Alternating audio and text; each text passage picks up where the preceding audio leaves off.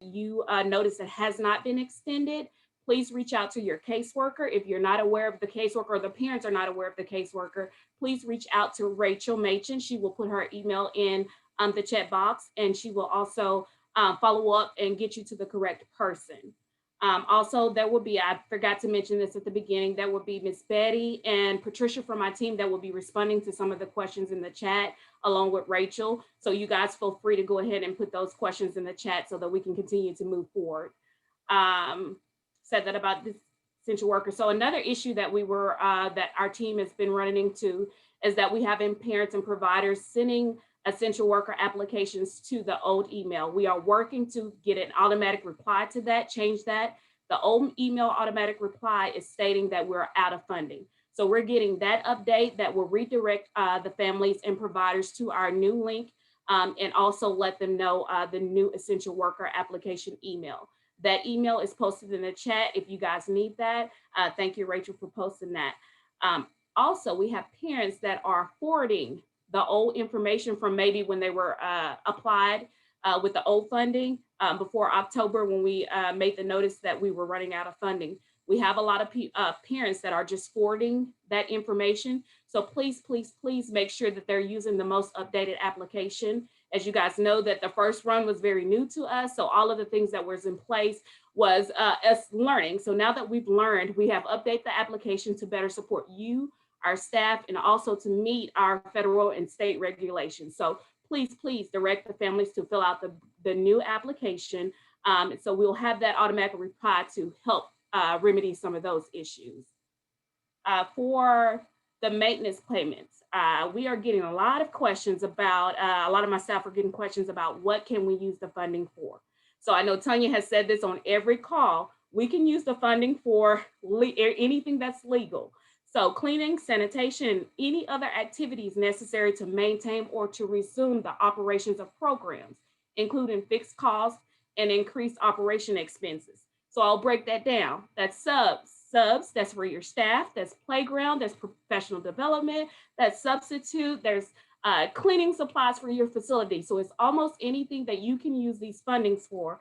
So as long as it's legal, and then you are in the guidelines of whatever program you're connected with. So I did wanted to point that out. Also, for the maintenance payments, we have received questions from providers who, if you were a level 1 in January, so we pulled the report, our IT team pulls those reports ahead of time so in January, you may have been in a level 1 working on being level 2.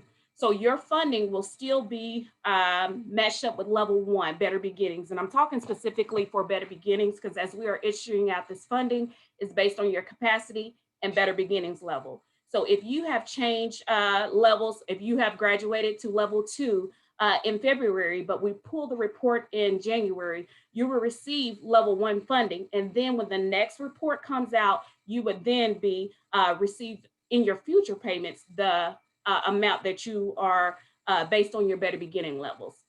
So if you have any questions about that, specific questions, please feel free to email myself or Rachel, and we'll be able to direct you to the right person.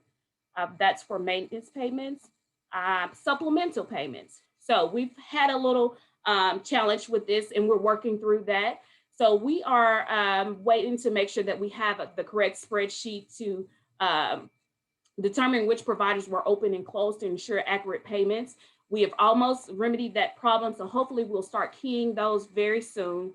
So if some of you have not received those payments, those are coming, and we are working on that. I think that may be all of the updates. Oh, yes, I have one. So we also have questions about our CFDA number. And for those of you who do not know what that number is, it is for our our Child Development Block Grant. This is the number that identifies the funding that you receive for us. Some people that are receiving audits, they use this number, and the number is 93.575.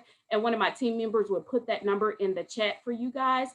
But you guys would use this if you are getting an audit to identify the funding that's coming from our program. I think that's all the updates I have, but you guys, please feel free to email me or Rachel. She's monitoring that with me, or the appropriate caseworker that's assigned to the essential worker cases if you guys have any specific questions. I think that's all, and I'm gonna toss it back to you, Ashley. Thanks, Jay. That's a lot of good information. You guys, if you have questions, go ahead and put them in the chat box, but I'll give you some pandemic updates of common questions that we've been getting. The first one I want to let you know about is that we've been provided a hotline number for the Arkansas Department of Health vaccination appointment. And so I'm going to, can you all hear me? Okay, I'm going to send that in the chat box right now. And so the number that you see in the chat box is the Arkansas Department of Health vaccination appointment hotline. What we've been told is you can call that number and they will help get you set up for vaccination. So make sure you hang on to that number. And then I just wanted to remind you guys that the pandemic is a federally called or federally declared emergency. Because of that, we have to continue to follow the pandemic requirements because our child care licensing funding is tied to that. So you may or may not, I don't know, hear through the grapevine or through reports that some of the requirements have changed. Some is guidance now. Some is what might be good to do.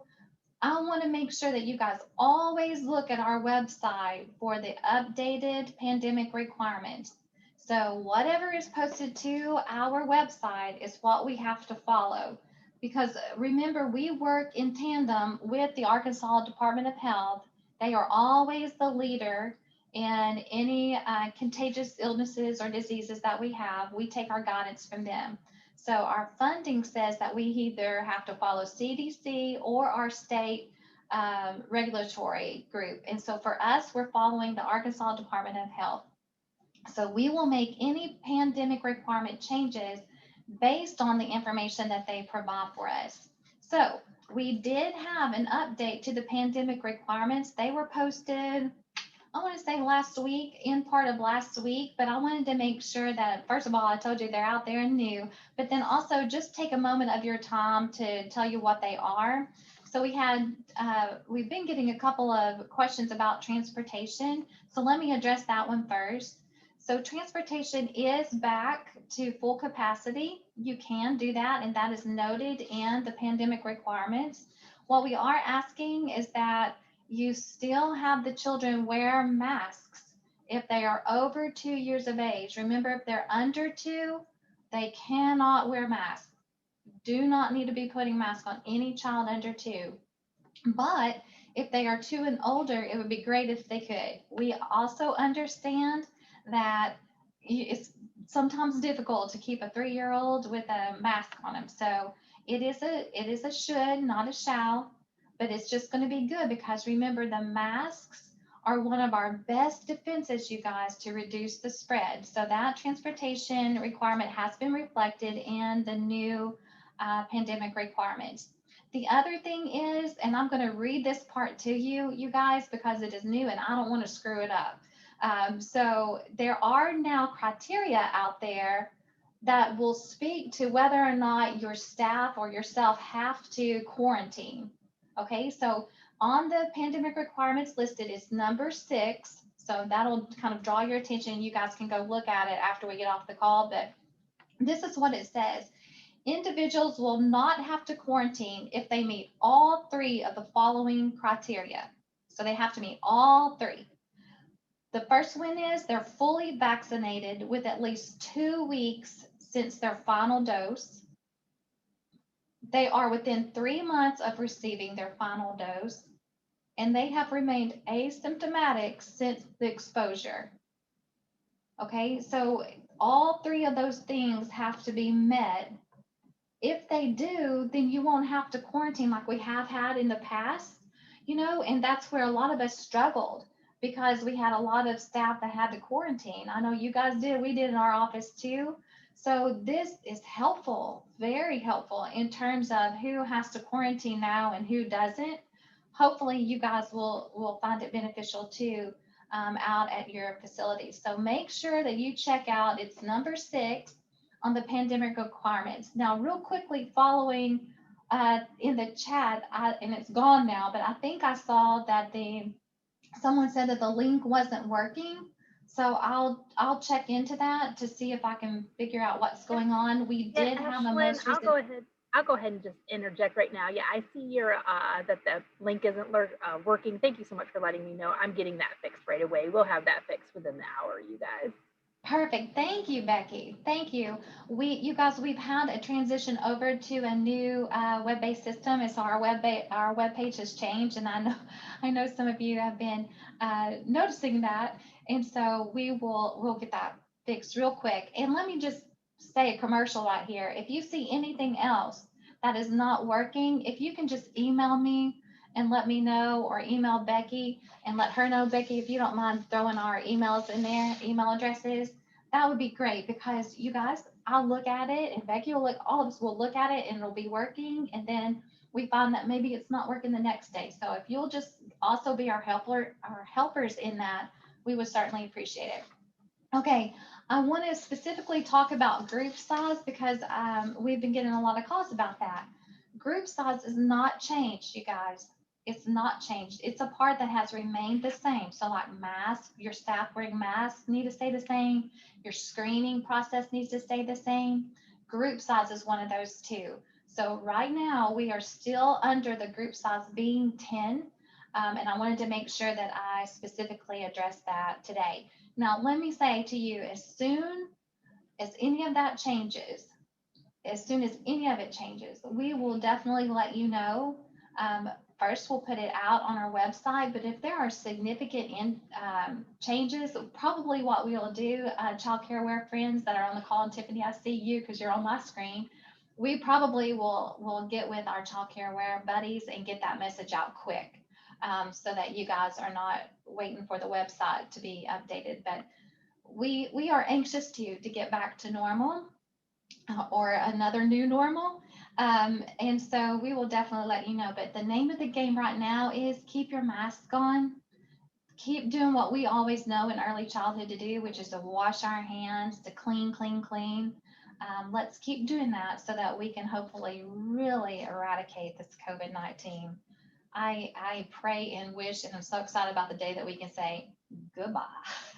Goodbye to that. All right, switching gears just a little bit, I also have an update for you just on our regulatory checks. Remember that we have background checks. Regulatory checks are the same as background checks. We have been cautioned to start calling them regulatory checks. And so we have started making that vocabulary lingo change in our own office. And so if you have a licensing specialist that comes out to you and says, hey, Carol, we need you to update your regulatory checks, you'll know what they're talking about. They are talking about the 3 checks we have to have: the state criminal check, the FBI check, and the maltreatment check. Those we are referring to as regulatory checks. And so what we are asking you to do is to have those available on site, and most of you all do. We have some facilities that will store records off site, which is allowable, by the way, with the regulations, but we're asking for you guys, if you can, to have those on site available so that the licensing specialist can quickly check to make sure that everybody you have present has had their regulatory checks completed. Now, let me talk to you about how to go about storing that, because it seems like we're getting several questions about that. Remember, the licensing specialists know that they can talk to you, and whatever best fits your business practice on how you want to go about storing that record on site is totally up to you. So I've heard from providers, and they're doing it in multiple ways, and it's fine. The bottom line is you just need to be able to produce that to the licensing specialist that Becky Henderson's been cleared. And so what that looks like, you guys, is some are using whatever software tool they have on their computer. Like we have Snippet here. It's a snipping tool where we can take a picture of something on our screen. And then some providers have been printing that off hard copy style, like printing a piece of paper, and then they put it in a hard copy file that they have in their system at their office. Perfectly fine to do. Some of you guys have been doing a snippet or taking a screenshot of it and storing it electronically, building a folder on your computer desktop for all your employee records, or however you keep it at your particular facility. They've been keeping it electronic, the screenshot electronically in a folder. Perfectly fine. Some of the providers have said, I don't want to do any of that, but what they do is when the specialist requests to see, then they will pull up their NICAR subscription and they'll show it to the specialist on the screen. Also fine to do. So what we want is to make sure that we are working together with you to make it as easy as possible for you guys to have your records stored, whatever makes sense to you, while at the same time, the specialist can look to make sure we're in compliance. So that hopefully will give you some options on how you want to go about storing your regulatory checks. Okay, the other thing that I've been asked to remind you guys is to please let us know if you've got a closure at your facility. Please let your licensing specialist know that. And you guys, that is true if you're closing, your whole facility needs to close temporarily, or if you just have a few classrooms that are closed. If you can please let your licensing specialist know that, that would be great because it impacts the reporting and the work that we do here at our office. All right, I'm going to look over my notes real quick, but I think that was it in terms of what I wanted to share out with you guys for updates. Yes, looks like we're good to go. So now what I'll do is check in on the chat box. Hey, Ashlyn, I see a few Yeah. questions that I want to speak on really quick, if that's okay. Yeah, please. All right. So I see a few questions about how long it takes for us to approve essential worker applications. So the standard is 10 business days. I do want to say this to support my staff and be an advocate for them. They have to key these manually. So please show us grace. We have hired extra help positions to try to help this go by really smoothly, but usually it takes about 10 business days. We will pin applications if maybe they sent in the wrong application, didn't send in all of the required documentation, then that may take a little longer. But normally it is 10 business days. If you're getting past that 10 business days, you have the right to reach out to the caseworker. The parents have the right to reach out to the caseworker, and we will provide a status update for you guys. So I did want to say that these have to be keyed manually, along with the other the other low income application vouchers that we are keying. So 10 business days, we're trying to work really, really fast on that. So far, it's been going really well. I also am seeing comments or questions about if they applied in October. I want to reiterate this again. If you applied with the last funding, you have to update the application. You have to reapply on the new application and send in new forms, documentation to support that application. So I did want to verbally say that again. 10 business days is the goal that we shoot for. If you notice that a family is getting past that, please follow up with our team and we'll try to get you a status update as soon as possible. Thank you, Jay. I think I'm just scrolling down through there and I think that the other funding questions have been answered. Jill, I just want to say one more time that the capacity for transportation is back to full. So whatever it is that you can transport in your particular vehicle, you can go back up to full capacity on your transportation. I would just ask it again to, if you're transporting older children, do your dead level best to make sure that they are wearing their masks. I have heard from some providers that they are choosing not to go back to full capacity and they still want to have the spacing in their buses. That is perfectly fine too. I mean, you can absolutely do that as well. The group size in terms of classrooms and on the playground, those are still, those remain the same, Randy. So if we hear any changes on that, we will absolutely let you guys know. Let's see, talk to someone about number 6 last week. So what you're saying, after 3 months at this time, if a kid ends up coming into our home daycare, we will most likely have to close. Anna, I want to make sure that we are all saying the same thing on that one. So I would say either email me or call me and let me talk to you about that so that we don't inadvertently um, get everybody else off track. So Becky, if you'll put my phone number in so Anna can call me, any of you guys, by the way, can call me. But I think I think I know what you're saying, but I don't want to confuse people. Make sure, that's a good reminder though, you guys, make sure to look at that number 6. And if you have any questions about it, you can call me, call Kelly. Um, your licensing specialist might be able to help, but it is new. So it might be me and Kelly. And Kelly, let's make sure, if you're still on, Kelly, let's make sure to talk about this again. Let's talk through scenarios with the licensing team. Cassidy says, I realize that the updated website is a huge undertaking. It looks great, but referring potential clients and families to a long URL is very difficult. I've been emailing the link to new parents with questions, but that is rather time consuming. Is there a shortcut available? Becky, let's get that up to the IT team and let's ask them. That is a good point, Cassidy. Thank you. So Candace is asking, will you please explain the difference in group size and capacity? Still have some that don't understand.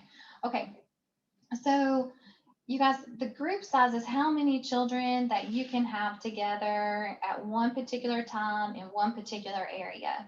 So you might have the easiest way I know how to describe it is you can have a gym, which holds, let's go with 30, easy math.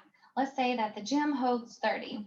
You can still have 30 children in the gym because that is your capacity. You couldn't have over 30 in there because you would be over capacity and out of compliance. But you can have 30 in the gym. Under the pandemic requirements, you would need to bust those guys up into groups. And you would need to have like it's staged in different areas. So you might have however combinations, you could have 3 groups of 10, or you might have even smaller groups like 5, 6 groups of 5 spread out around. It's just however you want to set it up so that there's no more than 10 in a group at any one given time in any one given area. So we've talked through a lot of preschool type situations too. Preschool classrooms are doing great with this because they naturally bend towards learning centers. And so they'll have small groups at different stations or learning centers within an area. That's perfect. That is the perfect example. And then they rotate around. So that's the difference between group size and capacity. Group size meaning you cannot have more than 10 in a group in any particular area at any particular time. Hopefully that helps just a little bit. If that is still confusing, reach out to your licensing specialist and get them to help you. And again, call me. You can call me and I'll be glad to help. And so will Kelly. Let's see. Do we need new applications for current essential workers? Jay, I think you answered that one already. Let's see. Let's talk about this for a second. I have a temperature check question. We take temps of every child each day. Good.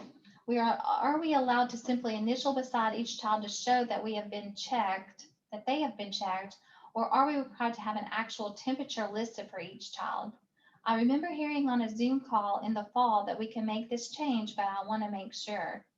I think where we are, Kelly, you correct me if I'm wrong, or any of the licensing specialists on here, we are still good with you just initialing that temperature was checked. I don't think that anybody needs any actual temperatures anymore. So I think you're good to go. And I'm seeing Kelly and Onika shaking their heads. So I got it right. How about that? Okay.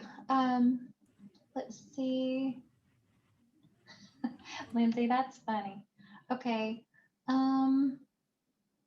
Different topic, but can you speak to us about all about the content of House Bill 1644 and the proposed changes to educational background for directors? Okay, you guys, this is what I have to say about that. You can go out, and if anybody on the licensing team can add the link, I would say go out to the Arkansas State Legislature website And on that website, you can put in House Bill 1644 and read it.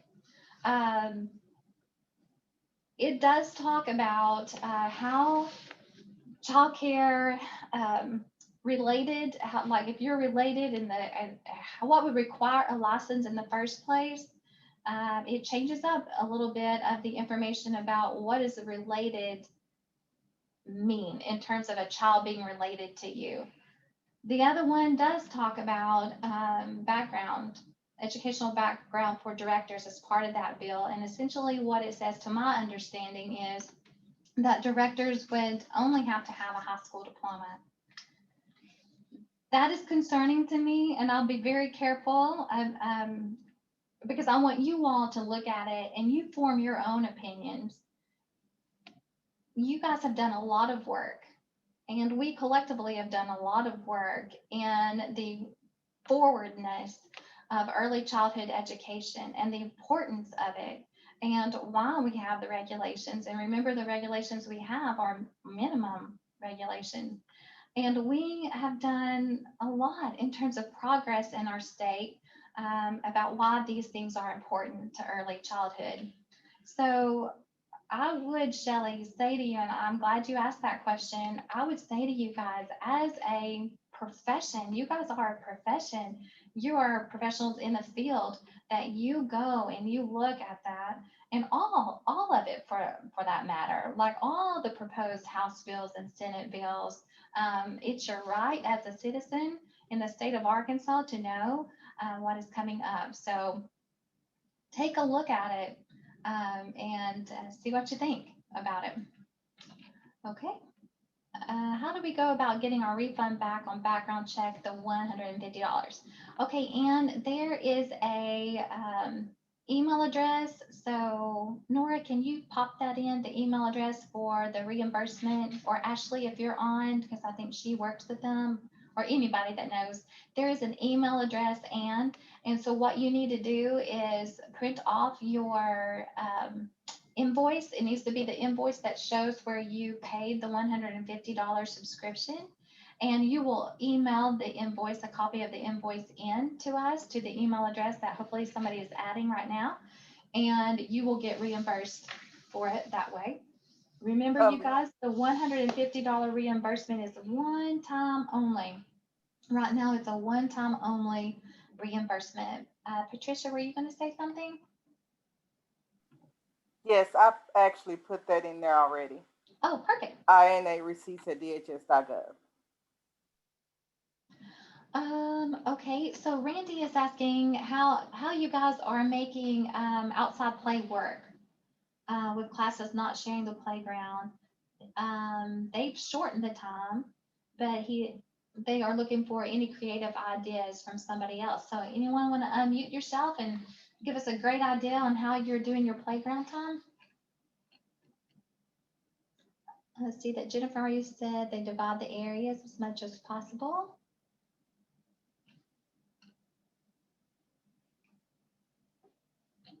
I've heard that too, like providers are dividing up the playground time itself.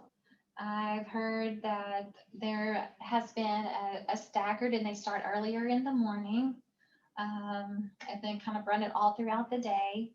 I've heard that some guys are doing a few minutes on the inside, a few minutes on the outside, and then switching. I'm not sure if any of you other guys, if you've got great ideas about it, put it in the chat box. Okay. Debbie, thank you for that. She just added in the chat that please don't just say it. Let somebody know if you're concerned about it. That's true for anything. Told by DHS the actual temps. Okay, Kelly, let's make sure that we are talking to everyone on our team about the temps not having, the actual temps not having to be listed. So let's talk about that. All right, you guys, staggered times. That's, I think, the main one. Okay, it looks like we are to the end of the chat box. Look at us, 12:33. We were efficient today. So you remember that we are doing these visits every other week that we're having our provider call. Also, don't forget that once a month we are doing the regulatory check training separate from this meeting. So that's just our way of trying to get the message out again. And so if you guys are anything like me, I need to see it multiple times before it solidifies in my mind. So please join us for one of them or all of them. But it is just a walkthrough again of how the regulatory check system works. So Justin Foster is our IT guy, and he's the one that's been providing that training for us. It's an opportunity for you guys to ask questions. Some of the biggest things that we're seeing, just as a reminder, that holds up the background check, regulatory check from being completed is the date of birth entered correctly. A lot of us are putting 2021 as a birth date, and I know it's because we're moving fast. The other thing is the wrong consent form. So if you have submitted regulatory checks in the past, just make sure that you are using the updated consent form. It is located on our DHS background check website. That is the consent form we have to use because that's the one that allows us to look at the information in the first place. So let's make sure that we are using the correct consent form. And I believe you guys that. Ms. Ashland, excuse me if I may add something. This is Nora Fawcett, and there's a couple of things that may leave individuals on a pending status. And what Ms. Ashland is correct, but also there's a lot of other things such as missing notary stamps. We've come across a lot of people who notarize it, but for some reason the notary forgets to stamp it. So we've got to make sure that the notary does stamp it. We need that stamp for sure. And also the names, for example, if my name is Nora Patricia Fawcett, on your consent form, make sure that you put Nora P. Fawcett. What we're coming across is you're putting not you per se, some providers are putting middle names or nicknames. So in this case, as an example, Pat Fawcett.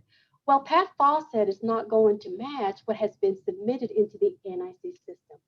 So it's extremely important for the NIC system to match the consent form as well as your driver's license.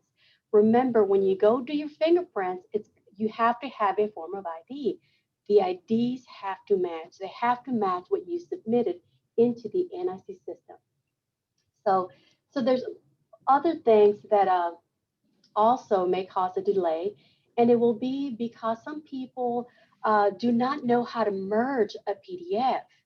So when you log on to the NIC system, you have one shot to upload the consent form. The consent form has to be uploaded in its entirety, meaning you have to have all 3 pages. So some people don't know how to merge those documents, or all they have is a camera. So I personally, and I'll be honest, I am not phone savvy. So if you call me and ask me, I am so sorry because I'm not phone savvy. Now, computer I can handle, but not so much the phone. So in this case, you may need to reach out to your IT department, to someone who has, it's a little more savvy with computers and PDFs, to show you how to combine the PDFs into one PDF. And then of course, with phones, you may want to reach out to probably a teenager because I'm not phone savvy, but I do want to let you know you may need to reach out to other people who are savvy when it comes to combining certain documents together because you have one shot. Now, please let me reiterate this. For whatever reason, let's say, for example, you submit the wrong consent form. Please, please, please do not resubmit in the INE system. Reason, well, the reason for that is because you're going to get billed again. And we're all hurting and we all want to save money. So in this case, all you have to do is send us an email saying, Nora, I submitted the wrong consent form, or Nora, I just submitted 1 page when it should have been 3. You send us that email, we'll send you the link to the correct consent form so you can go ahead and get it done, complete it, notarize it, have it signed by the applicant, send it back to me. We DHS will upload that information into the INA system, and then we'll start the adjudicating process. But please, please, please do not resubmit unless we have asked you and said you're going to have to resubmit. For example, if you submit the wrong date of birth, then in that case, you will have to resubmit. So, and those are things that might hold back the adjudicating process. So I just wanted to bring that up just for everyone, just keep in mind when you are submitting information to the INA system. Thanks, Nora. Let's talk about that also on the Ashley. next training that comes up too, okay? So we'll Ashley. do that. Yes? Can I make a statement about the PDF? So those of you who are using your phone, I'm sorry, there's an app called Scan Guru. So you can take a picture and it would put those particular pictures you put, so the pictures of the document, it will change it into a PDF form. I used that quite a bit when I was on leave to submit documentation or information that I may not was available to submit from the computer or change into a PDF. So this particular app really helped me take multiple pictures. So if it was a 5-page document, I could take those pictures, upload it in that app, and they would save it as a PDF form that I was able to send, and all of the documents were included. So it's called Scan Guru, and I was going to pull it up just so you guys can see what the actual app looked like. And I'm not sure if you guys can see it, but it's right there. It actually has a scan right there. It'll say Scan Guru, and it looks like a printer with open top that you can scan it. So type that in your app, and that may help some people, but it was definitely helpful for me, and I did want to point that out. Thank you so much. Yeah, that's cool. That helped me. Yeah, me too. That's what the young folks are for, Nora. The young people keep us on our toes, okay, with all the apps. All right, there were a few more questions that I wanted to touch on before we leave that came in. And Randy was asking about, are we not allowing students in for internships for therapists, like therapists? We should be able to work with you to allow those guys to come in. We just need to talk through what that's going to look like and what your plan is for them. So reach out to your licensing specialist and you guys have a conversation about that. And then the next question was, has DHS or DCCEC had discussions on the mask mandate if the governor changes? All the time. All the time we're talking about that. So we definitely will let you know just as soon as we know if there's any changes that would impact our work. Remembering again that we are under federal requirements as well. So we will just have to get that sorted out when the time comes.